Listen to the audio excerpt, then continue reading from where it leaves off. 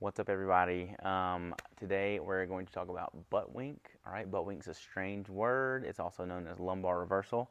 What it is when you squat and you get to the bottom of your squat and you lose that tension in your lumbar spine, and then you pick it right back up when you stand up. That is Buttwink. Okay, so basically your pelvis shifts up underneath the bottom of your body in the bottom of the squat. Now, why is it important to address? Well, it might not be. If you're not having pain in your squat and you're doing a bunch of air squats, you probably don't need to address it. But if you are having pain, or if you are looking to gain some more power, then you probably do need to address it. So we're going to look at some reasons why it happens and some ways to address it today. So the first thing I do with a client that comes to me with Buttwink is I look at their stance. So a lot of people will be toes straight on and kind of a narrow hip width stance, almost more of a deadlift stance here. This, for most people, is going to be too narrow of a stance, because if I have a super narrow stance here, it is really hard for me to get down low, because right here I can already feel tightness in the front of my hips where my femur is running in to my pelvis. And so therefore, when I go down, the only way I'm able to go down is for my pelvis to tuck up underneath there. So if I change my stance up from here to a little wider and a little bit of more of a toe out position, as long as I'm driving my knees out over these toes, this is a great spot for me to sit my pelvis down and have a lot less Buttwink. Now for me, that's great because I know my squat position and where my feet need to be. But how do you figure that out? Well, one, you can do what I just did. You can play around with the squat position. You can play around with how wide or how narrow you want to be, how toed in or toed out you want to be. You could also lay down on the ground and play with the position from here. So first thing I would do, I would take this leg, I would pull it narrow and feel when this leg starts to kind of come up off the ground like that, that's my pelvis kind of coming up underneath me just like it would in the squat. So what I do is I play around. Now here, I've got a lot more room for my leg to come up, or this leg to come up without this leg coming up. So this is kind of where my squat position should be. You can also play with the foot position here, toe in, toe out, to see kind of where your ideal squat position should be, or where you have the most room in your legs or in your pelvis for your femurs. And then you can just translate that to the squat in this position right here. And so that's one way to find out kind of what my ideal foot position should be in my squat, and if I'm too narrow, too wide, and if that's causing the Buttwink. All right, so after I've looked at somebody's stance, make sure that's okay. If they're still Buttwinking, I'll look at ankle mobility. That's usually the second thing that's gonna cause that Buttwink. If your ankles are not mobile and you're trying to squat, I'm gonna give you a little visual. Imagine my ankle wasn't mobile and my knee couldn't go past my toes. I'm trying to squat here. I've already run out of room with my ankles, so everything else is gonna come up the chain, meaning hips, pelvis, low back. It's going to be an ugly looking squat, okay? How do I measure ankle mobility? You can do that up against a box or against a wall. It's probably a little better. Kick your shoe off, put your toe into the ground, heels into the ground, drive this knee into this target while keeping your heel on the ground. You keep inching it back until you have found your limit. For me, it's about right there. That's going to be about a palm and 2 fingers. That's pretty good. That's adequate enough for a solid squat. Ideally, you want about 5 inches for a squat.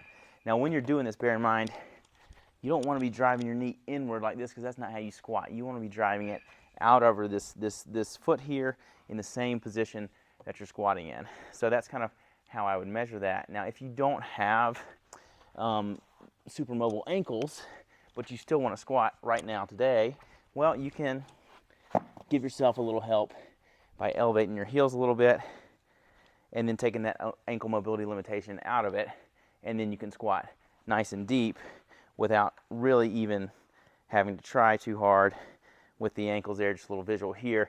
Man, I can squat super far down, nice and deep, without even having to bend my torso over, a lot better than if I'm without it.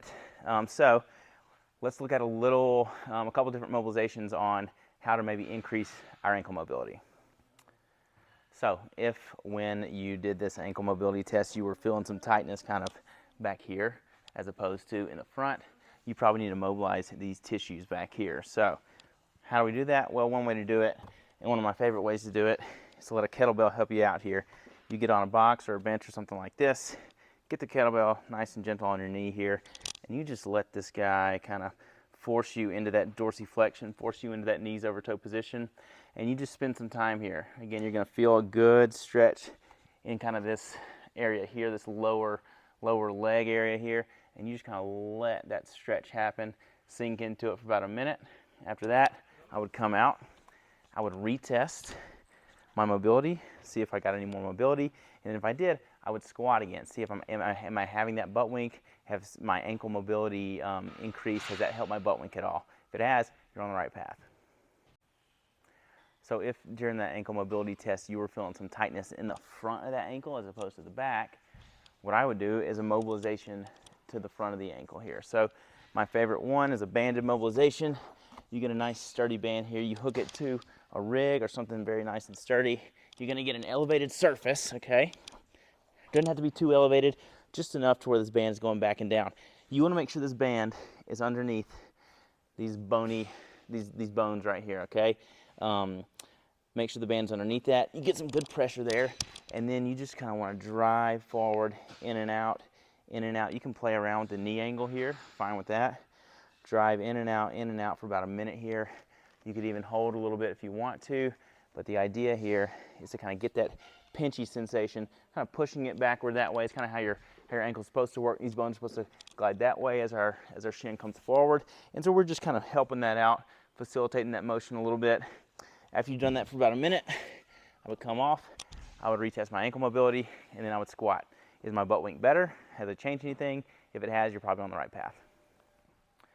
So sometimes your butt wink is not because you have a mobility issue in your hip or your ankle, but it's rather just a neuromuscular control issue. So the one I see the most is too much extension at the first of your squat. So again, if in high school you learned to squat and Coach Bobby's like, you got to stick your butt out before you squat down, that's wrong, because if you stick your butt out like this and you're just so focused on having that butt stick out, eventually you're going to have to lose that, because it's impossible to keep that lumbar extension all the way through a full range of motion. What you've got to do in this position, in this case, what I usually tell people is you need to brace a lot tighter than you are. They're just bracing back here, they're not bracing here. So I'll say, act like somebody's going to punch you in the stomach. We'll bring those ribs down. That puts that rib on top of the pelvis, like kind of like two bowls stacked on top of one another right there. And then I'll say, instead of sticking your butt out to start the squat, I want you to brace, and then I want you to sit straight down. That way, you're not so far extended that you have no more room for the femur and the pelvis to work together. So instead of going here and trying to keep that the whole way down, which is almost impossible, brace and sit straight down into that squat and back up. So there are a lot of other things that could potentially cause a butt wink in the bottom of a squat, but these three are the things that I see most often in the clinic and the gym. And so hopefully this video helped you diagnose your butt wink, and if it did and you like it, then like our page, subscribe and follow for more educational content.